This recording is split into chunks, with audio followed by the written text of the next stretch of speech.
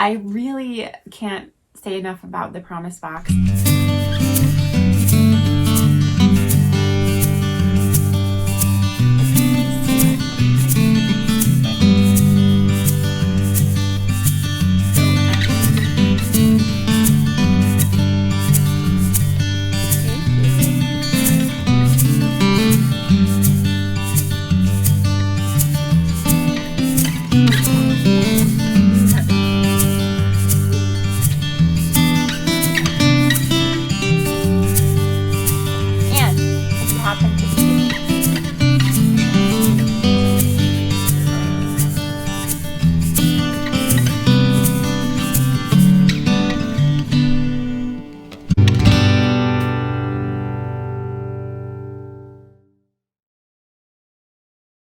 So when I was working through a really hard time in our life, when my health crashed and I was bedridden for a year, I had nothing.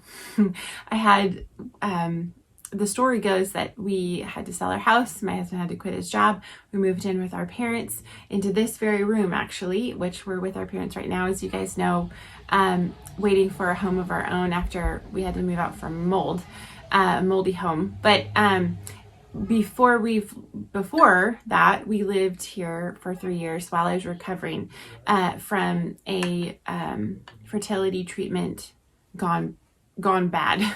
And so I was in bed for a year, and we had nothing, and all we had was God. We had God, and we prayed, and we were like, Lord, we don't know if I'm going to live. We don't know what the future holds. We have nothing but you. And so I really dug into the word. My husband and I both just spent days and nights in the word and praying through scripture and really seeking the Lord's face and learning to rely on his promises. And that was a new concept to me. I had not considered that I needed to know the promises in scripture. And so I began to learn them. And I had older ladies mentoring me, helping me to see those things. So I just really want to encourage you that we need to know God's word, and it is such a balm to our soul to be able to rely on his word. And so the promise box helps us to do that on a daily basis. So read your Bible every day, but then also pick up a card with a promise on it and make that a meditation for the day. Make that a prayer for the day. Make that an encouragement for your day throughout your day. And you'll be surprised at how amazing God is. He's so sovereign over even what card you pull out that day, what's in the front. He's so sovereign over that verse will be applicable to your needs that day. It is amazing how often that happens. So here is a collection of just like not even 3x5 cards. I just had some papers that I cut into this size and started writing verses on it. And I just started in Genesis, and I just read through Genesis, and I started writing the promises that I saw there. And soon I had a ginormous collection. And so I'm actually finishing up working on a list of promises from scripture, Genesis through Revelation, that I'd love to share with you guys when I have it completed. I'm almost done. I'm almost through the end of the New Testament. So I'm almost ready to make that into a PDF, and I'll post it on my website, hysahouse.com. It's not there yet, but it will be. And then I'll post a link for it here in the show notes, and I'll let you know when it's ready.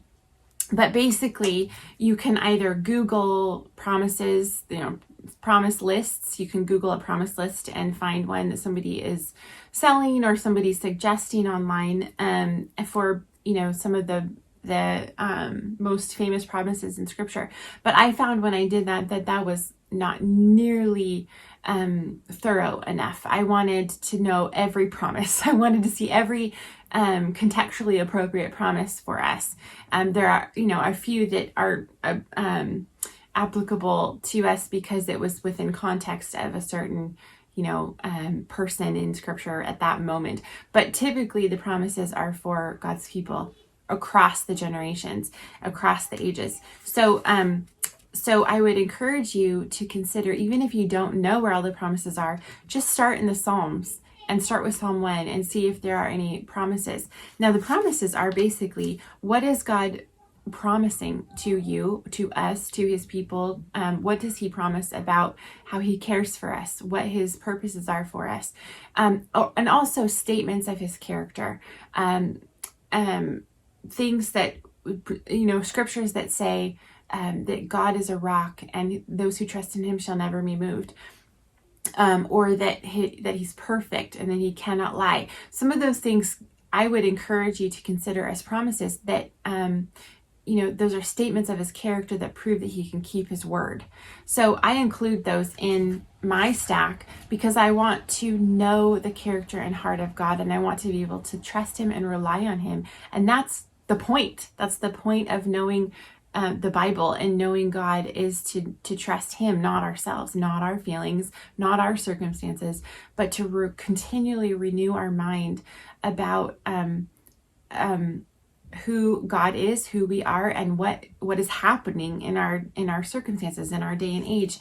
We can get so overwhelmed and so fearful or doubtful or angry or frustrated with the things that are going on in our life.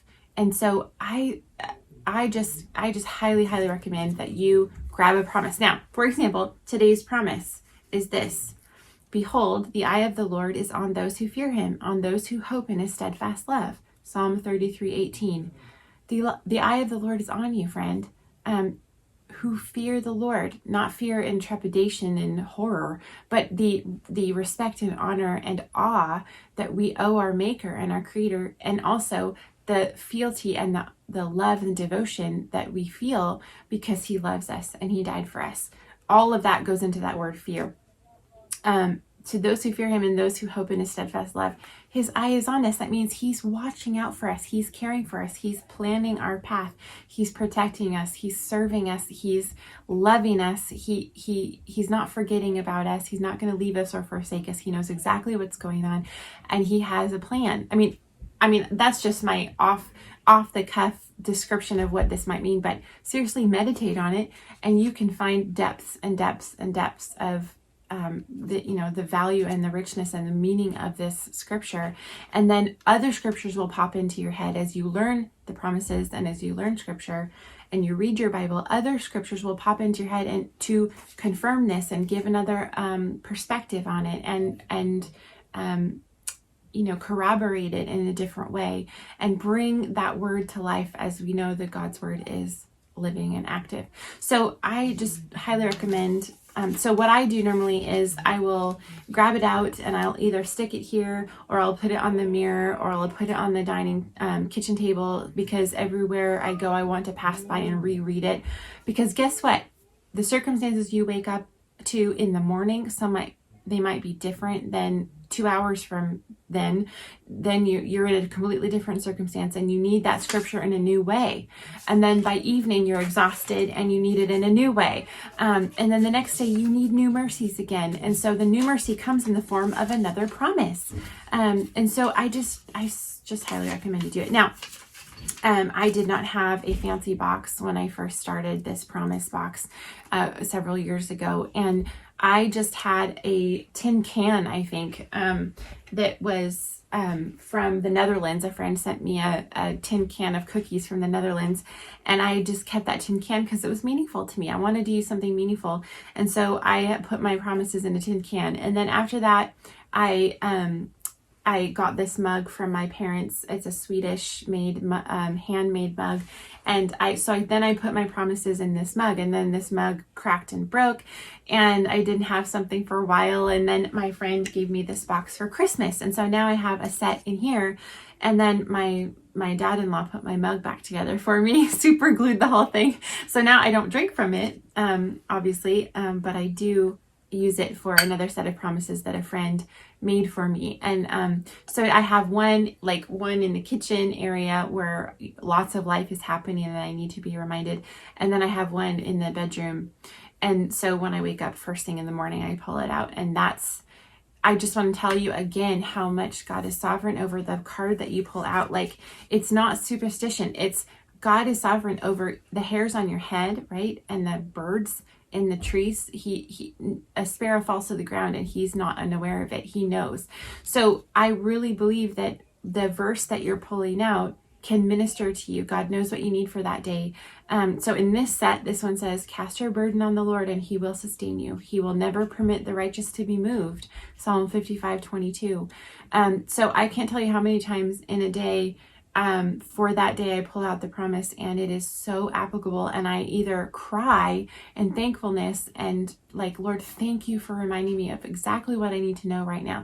Now that happens, of course, in Bible reading as well. So this is not replacing your Bible reading. This is like just more ways to get scripture in your bones, in your soul. And sometimes our minds are too scattered to remember everything we read in our scriptures, in our Bible reading for the day. Or we haven't gotten to it yet because we have toddlers and we have little people running around and we just have zero time in the morning to get that going. But we do have time to read one promise and to begin to meditate on that. So you guys, I highly encourage you to do this. If you don't want to take the time to write out your own, of course, you can totally buy something online, I'm sure. But then again, part of the process for me was to write them out myself. There's so much meditation happening and so much healthy renewing of the mind when your body's actually involved in the process. So you writing out the cards yourself has a huge impact on how the mind absorbs those promises and those truths and how the soul receives them and remembers them. So I encourage you to try that, even if you want to do just one book of the Bible or one famous chapter of something. Just start somewhere. And then of course I will have a list for you very soon of all the promises that I have in this collection right here. And there are over 200. And so you could make it a family project. Like, you don't have to do it fast. You could say, this year we're going to take one promise a day. We're going to write it out together and we're going to say it out loud, or we're going to memorize it, or we're going to sing it, or we're going to just stick it on the cupboard in the kitchen and say it every time we cook a meal. And that's a way to be rejoicing in the Lord all day long. It's a way to be praying without ceasing, because every time you see that promise, there's so much you can pray through it. There's so much you can rejoice through it and thank God for. It is just an amazing time. So there you go, guys. I hope that's helpful. I really can't say enough about the promise box. It's not my idea. I got it from I was listening to a counseling seminar, and the gentleman who was teaching it said that he got the idea from his grandparents, who pulled out a promise every day and read it and stuck it on the kitchen table and sang over it, or I don't even know. They sang the hymn that went with that promise or whatever. And he said that may sound cheesy, but oh my goodness, they had those promises in their heart and their mind, and that they passed that down to their children, and it was so precious to him. And it was a counseling seminar on how to renew your mind through worry and fear and depression and anxiety and anger. And really, it all boils down to knowing your God, knowing his character, knowing his love for you, knowing what is true. And that's how we renew our mind. And part of that is daily dose of feasting on his word. So there you go, guys. I hope that helps. If you have any questions about the promises or anything else like that, put them down in the comments below. I'm happy to answer it. And if you would like, you can subscribe to my channel. And I would love to do more. I have so many more things I'd love to share with you regarding heart and faith and encouraging our minds and our souls. I do have a book I want to share with you about renewing the mind, and this is a tool that is really crucial for renewing the mind, but the book is just fascinating, and I'm excited to share that with you. So anyway, love you guys, and thanks for tuning in. Subscribe if you like, share with your friends, and I'll see you next time. Bye.